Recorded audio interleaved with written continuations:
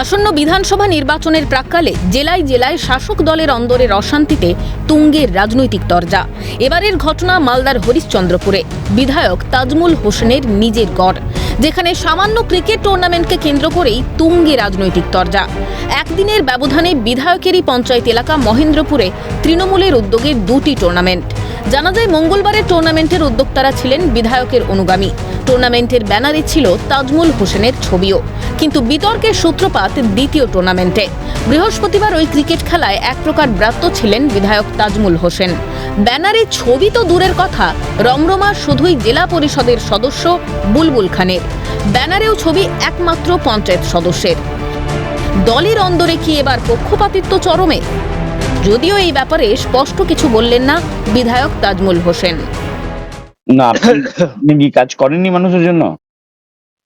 সেটা মানুষ বলবে, আমি কি বলবো, সেটা মানুষে বলবে। আমার অত গর্ব করার দরকার নাই। একমাত্র উপরওয়ালাকে আমি বিশ্বাস করি, উপরওয়ালাই আছে, যা করবে ওই করবে। তবে শাসক দলের কোন্দল প্রসঙ্গে মুখ খুলতে নারাজ জেলা পরিষদের সদস্য বুলবুল খান। ক্রিকেট টুর্নামেন্টের নিমন্ত্রণে এসেছেন, রাজনীতি দূরে রেখে খেলা নিয়ে ভাবার পক্ষপাতী তিনি। সুকৌশলে বিতর্ক এড়ালেন বুলবুল। আমি তো বিশেষ কিছু জানি না, কিন্তু আমি ইনভাইট পেয়েছি। আজকে আমরা সবাই মিলে এখানে আমাদের প্রেসিডেন্ট সাহেব আছেন, আমাদের যুব প্রেসিডেন্ট আছে, আইন প্রেসিডেন্ট আছে, কৃষ্ণ আছে, ছাত্র পরিষদের সবাই আমরা কিন্তু এসছি। এই সম্পর্কে আমার বিশেষ কিছু জানা নেই। ব্যাপারটা হচ্ছে খেলাধুলা নিয়ে গোষ্ঠীদ্বন্দ্ব করা, এটা মূর্খামির কাজ হবে। আমি মনে করি নাকি খেলাধুলা নিয়ে কোথাও আমরা গোষ্ঠীদ্বন্দ্ব করা যায়, আমাদের অনেক টাইম পরে আছে। কিন্তু মালদার রাজনৈতিক মহলের অন্তর্মহলে কান পাতলেই শোনা যায় তাজমুল মন্ত্রিত্ব পাওয়ার পর তার বিধানসভায় তৃণমূলের ফল আরও খারাপ হয়েছে। দলে থেকেও তাই দলের একাংশের কাছে বিধায়কের গুরুত্ব কমছে, বাড়ছে ক্ষোভ। মঞ্চ থেকেই দলের একাধিক নেতাকর্মী যে ক্ষোভ প্রকাশ করলেন জনগণের সামনেই। এবার সেই ক্ষোভের কি বহিঃপ্রকাশ ক্রিকেট টুর্নামেন্টের ব্যানারেও? কিন্তু দ্বন্দ্ব বিরোধের প্রসঙ্গ না টেনেই বৃহস্পতিবার মঞ্চ থেকে বুলবুল খানের গুণ গেয়ে কোন্দল যে আছে তা স্পষ্ট করলেন পঞ্চায়েত সমিতির সদস্য স্বপন আলী। বললেন, জনগণের পাশে আছেন বুলবুল আর মন্ত্রী পদ সামলাচ্ছেন, তবে বুলবুলের ভূমিকা অনস্বীকার্য।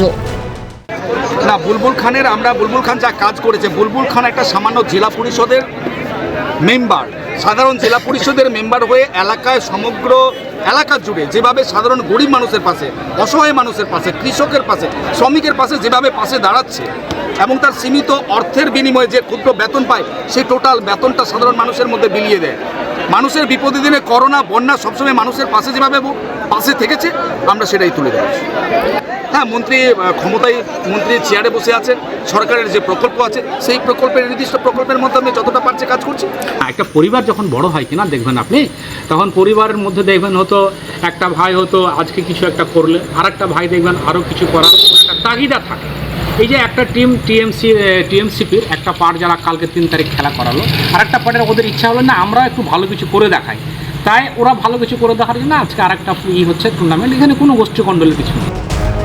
তবে ব্যানার বিতর্কে তৃণমূলের প্রকাশ্য গোষ্ঠীকন্দল এক বাক্যে স্বীকার করেছে বিরোধী শিবির। জেলা বিজেপি কমিটির সদস্য কিষাণ কেডিয়ার কটাক্ষ, টুর্নামেন্টের আয়োজন করলেও তৃণমূলের অন্দরেই জারি খেলা। আগামী বিধানসভা নির্বাচনেই আসল খেলা দেখাবে জনগণ।